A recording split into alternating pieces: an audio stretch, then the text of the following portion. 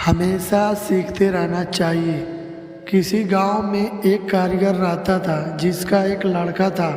कारीगर अपनी छोटी सी झोपड़ी में टोकरी बनाता था जिन्हें वह 20-20 रुपए में बेचा करता था। अब कारीगर बूढ़ा हो चुका था। उसने सोचा कि मैं अपने बेटे को यह टोकरी बनाने का काम सिखाता हूँ। लड़के से कहा कि तुम उसे सीख लो, मैंने तुम्हारे दादाजी से सीखा है, ये हमारी पीढ़ियों से चला आ रहा है, काम है, अच्छा काम है।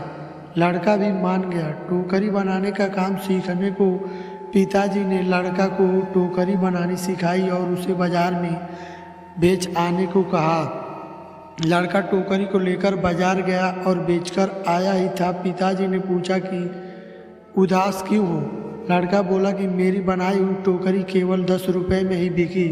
पिताजी ने कहा चलो कोई बात नहीं, आज तुम्हें और अच्छी टोकरी बनाना सिखाता हूँ।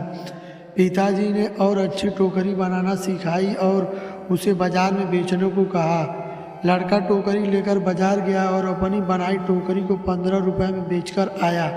लड़का अब भी उदास था। पिताजी ने फिर उदासी का कारण पूछा तो लड़के ने कहा कि टोकरी केवल 15 रुपए में ही बिकी। पिताजी ने कहा कोई बात नहीं, धीरे धीरे तुम्हारी बनाई हुई टोकरी अच्छे दामों में बिकने लगेगी, तुम अच्छे से टोकरी बनाना सीखते रहो। पिताजी ने और अधिक अच्छी टोकरी सिखाई और टोकरी बनाकर बेचने को कहा। लड़का बाजार गया और उस दिन उसकी टोकरी 30 रुपए में बिक गई।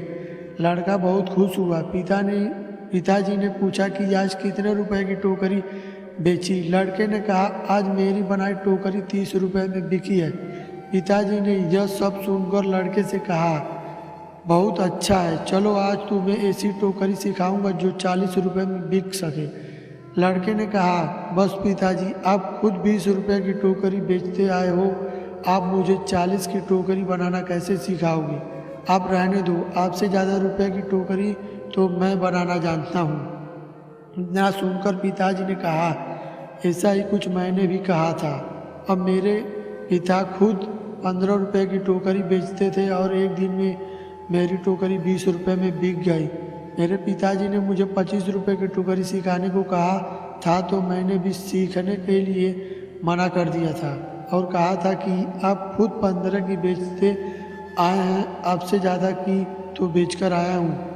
और तब से जीवन भर 20 रुपए के ही टोकरी बेचता रहा, क्योंकि उससे ज़्यादा की टोकरी मैं सीख ही नहीं पाया। ये कहानी हमें सिखाती है कि हमें थोड़ा सा सीखने पर यह घमंड नहीं होना चाहिए कि अब मैं सब कुछ जानता हूँ, क्योंकि ऐसा हो सकता है कि हर कोई कुछ न कुछ आपसे अधिक जानता हो। हमें हमेशा कुछ न कुछ सीखते रहना चाहिए।